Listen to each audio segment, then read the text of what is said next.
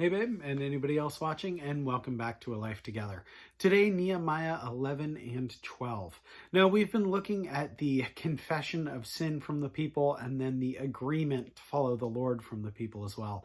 So today we're going to be looking at the new residents, the priests, the Levites, and then also a dedication of the wall. And then we'll talk about that celebration because it's pretty awesome. So again, Nehemiah 11 and 12 today. So chapter 11.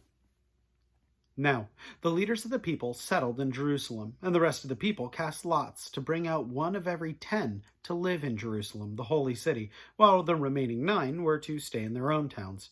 The people commended all the men who volunteered to live in Jerusalem. These are the provincial leaders who settled in Jerusalem. Now, some Israelites, priests, Levites, temple servants, and descendants of Solomon's servants lived in the towns of Judah, each on his own property in various towns, while other people from both Judah and Benjamin lived in Jerusalem.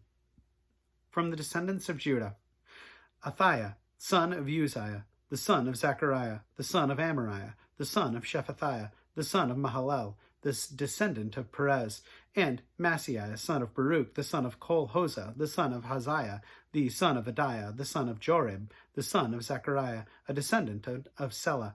The descendants of Perez, who lived in Jerusalem, totaled 468 able men.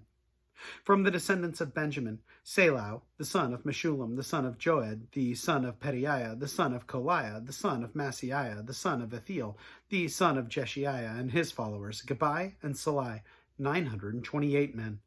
Joel, the son of Zichri, was their chief officer, and Judah, son of Hasanunah, was over the second district of the city. From the priests, Jehadiah, the son of Jorib, Jachin, Seraiah, son of Hilkiah, the son of Meshullam, the son of Zadok, the son of Marioth, the son of Ahitub, supervisor in the house of God, and their associates who carried on the work for the temple, 822 men. Adiah, son of Jehoram, the son of Pelaiah, the son of Amzi, the son of Zechariah, the son of Pashur, the son of Malchijah, and his associates, who were heads of families, 242 men. Amashai, the son of Azriel, the son of Azai, the son of Meshillemoth, the son of Immer, and his associates were able men, 128. The chief officer was Zabdiel, son of Haggadoim. From the Levites, Shemaiah, son of Hashub, the son of Azrikam, the son of Hashabiah, the son of Benui, Sibbethai, and Jozabad, 2 of the heads of the Levites who had charge of the outside work of the house of God. Mattaniah, son of Micah, the son of Zabdi, the son of Asaph, the director, who led in thanksgiving and prayer. Bakbukkah, the second among his associates, and Abda, son of Shemua, the son of Galal, the son of Jeduthun, the Levites in the holy city, totaled 284. The gatekeepers, Akub, Talmon, and their associates who kept watch at the gates, 172 men. The rest of the Israelites, with the priests and the Levites, were in all the towns of Judah, each on his ancestral property. The temple servants lived in the hill of Ophel, and Ziha and Gishpa were in charge of them. The chief officer of the Levites in Jerusalem was Uzzi, the son of Benai, the son of Hashabiah, the son of Mattaniah, the son of Micah. Uzzi was one of Asaph's descendants, who were the singers responsible for the service of the house of God. The singers were under the king's orders, which regulated their daily activity. Pethiah, son of Meshezabel, one of the descendants of Zerah, son of Judah, was the king's agent in all affairs relating to the people. As for the villagers with their fields, some of the people of Judah lived in Kiriath Arba and its surrounding settlements, Dibon and its surrounding settlements, Jacobezel and its surrounding settlements, in Jeshua and Moladah and Beth Pelet, in Hazar Shual in Beersheba and its settlements, in Ziklag and Mechronah and its settlements, in En-Rimmon and Zorah, in Jarmuth, Zanoah, Adullam and their villages, in Lachish and its fields, in Azekah and its settlements. So they were living all the way from Beersheba to the valley of Hinnom. The descendants of the Benjamites from Geba lived in Michmash, Ijah, Bethel and its settlements, in Anathoth, Nob and Aniah, in Hazor, Ramah and Gittim, in Hadid, Zeboim and Nabalat, in Lod, Ono, and in the valley of the craftsmen. Some of the divisions of the Levites in Judah settled in Benjamin. Chapter 12.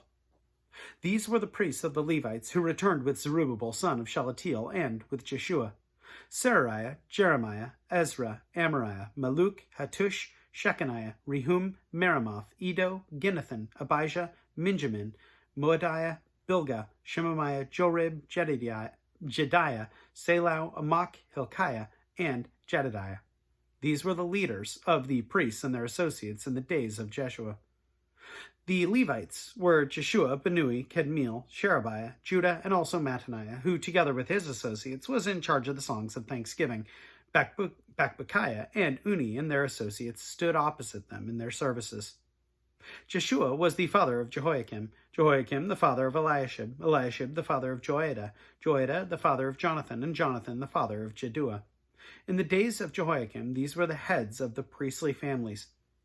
Of Seraiah's family, Merariah; of Jeremiah's, Hananiah; of Ezra's, Meshullam; of Amariah's, Jehohanan; of Melech's, Jonathan; of Shechaniah's, Joseph; of Harim's, Adnah; of Meremoth's, Helkai; of Edo, Zechariah; of Ginnathan's, Meshullam; of Abijah's, Zikri; of Miniamin's and of Modiah's, Piltai; of Biglah's, Shemua; of Shemaiah's, Jehohanan; of Jorib's, Mattani; of Jediah's, Uzi; of Salau's, Kalai; of Amok's, Eber; of Hilkiah's, Hashabiah; of Jediah's, Nethaniel. The family heads of the Levites in the days of Eliashib, Joiada, Jehohanan, and Jeduah, as well as those of the priests, were recorded in the reign of Darius the Persian. The family heads among the descendants of Levi up to the time of Jehohanan and son of Eliashib were recorded in the book of Annals, and the leaders of the Levites were Hashabiah, Sherebiah, Jeshua son of Kadmiel, and their associates, who stood opposite them to give praise and thanksgiving, one section responding to the other, as prescribed by David, the man of God. Mattaniah, Bakbukiah, Obadiah, Meshullam, Talmon, and Ikab were gatekeepers who guarded the storerooms at the gates. They served in the days of Joiakim, son of Jeshua, the son of Josedek, and in the days of Nehemiah, the governor, and of Ezra, the priest and scribe. At the dedication of the wall of Jerusalem, the Levites were sought out from where they lived, and they were brought to Jerusalem to celebrate joyfully the dedication with songs and thanksgiving, and with the music of cymbals, harps, and lyres. The singers, who were brought together from the region around Jerusalem, from the villages of the Netophathites, from Beth Gilgal, and from the area of Geba and Asmaveth, for the singers had built villages for themselves around Jerusalem. When the priests and the Levites had purified themselves ceremonially, they purified the people and the gates and the wall. I had the leaders of Judah go up on top of the wall. I also assigned 2 large choirs to give thanks. One was to proceed on top of the wall to the right toward the dung gate. Hashohiah and half the leaders of Judah followed them, along with Azariah, Ezra, Meshullam, Judah, Benjamin, Shemaiah, Jeremiah, as well as some of the priests and the trumpets, and also Zechariah, son of Jonathan, the son of Shemaiah, the son of Mattaniah, the son of Micaiah, the son of Zechur, the son of Asaph, and his associates, Shemaiah, Azrael, Melalai, Gilalai, Nethaniel, Judah, and Hanani, with musical instruments prescribed by David, the man of God. Ezra, the scribe, led the procession. At the fountain gate, they continued directly up the steps of the city of David on the ascent to the wall, and passed above the house of David to the water gate on the east. The second choir proceeded in the opposite direction. I followed them on top of the wall, together with half the people, past the tower of the ovens to the broad wall, over the gate of Ephraim, the Jeshanah gate, the fish gate, the tower of Hananiel, and the tower of the 100, as far as the sheep gate. At the gate of the guard they stopped. The 2 choirs that gave thanks, and then took their places in the house of God. So did I, together with the half of the officials, as well as the priests, Eliakim, Maaseiah, Miniamin, Micaiah, Elionai, Zechariah, and Hananiah, with their trumpets. Also Maaseiah, Shemaiah, Eleazar, Uzi, Jehohanan, Malchijah, Elam, and Ezer. The choirs sang under the direction of Jezreiah, and on that day they offered great sacrifices, rejoicing because God had given them great joy. The women and children also rejoiced, and the sound of rejoicing in Jerusalem could be heard far away. At that time, men were appointed to be in charge of the storerooms for the contributions, firstfruits, and tithes. From the fields around them and the towns they were bringing into the storerooms the portions required by the law for the priests and the Levites. For Judah was pleased with the ministering priests and Levites. They performed the services of God and the service of the purification, as did also the singers and gatekeepers according to the commands of David and his son Solomon. For long ago, in the days of David and Asaph, there had been directors for the singers and for the songs of praise and thanksgiving to God. So in the days of Zerubbabel and of Nehemiah, all Israel contributed the daily portions for the singers and gatekeepers. They also set aside the portion for the other Levites, and the Levites set aside the portion for the descendants of Aaron. I think that must have been such a cool, opportunity, sure, but such a cool experience to be in there and to get to worship at the dedication of that wall. Again, we know that wall, it took some time to build, absolutely, and it took no small amount of effort and resilience on part of the people. And yet when they get to worship, that's super cool. It obviously got me thinking about worship and what a blessing it must have been. But it makes me wonder, do we recognize the blessing that we get when we go into worship?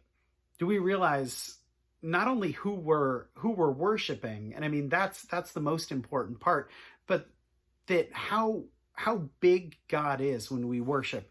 I mean, when we worship him, we are joining heaven and the other believers all on this earth, from the past and the present, and those that are even going to worship in the future after we've passed on.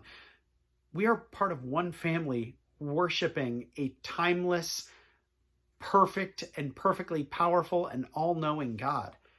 That's awesome. That's part of the family that we get to be in, and that's part of the family that we get to worship alongside. And that's really, really cool. That worship it's in praise of God, but I think it also changes us, and that's incredibly important. So it's worth praying about. So let's do that.